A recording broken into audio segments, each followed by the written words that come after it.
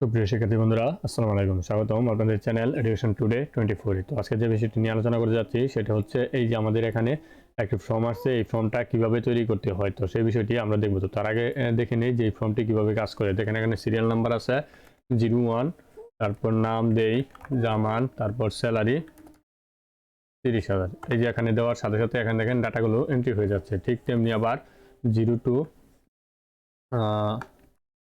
নাম দিলাম এবং স্যালারি দিলাম।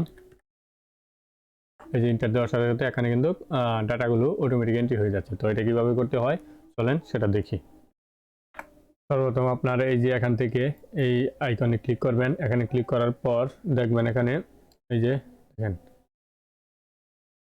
এখানে ক্লিক করার পর এই যে মোর কমান্ড থেকে আপনি এই যে পপুলার কমান্ড থেকে অল কমান্ডে ক্লিক করে দিবেন। এখানে যে কোনো একটার উপর মাউস নিয়ে ক্লিক করে অ্যাপে ক্লিক করবেন। তখন এই যে অ্যাপ সিরিজটি এখানে চালু হবে। এখান থেকে FORM ফোন, অর্থাৎ FO এর এই যে ফোন, FO সিরিজটি খুঁজে এখানে ক্লিক করে অ্যাডে ক্লিক করে ওকেতে ক্লিক করে দিবেন।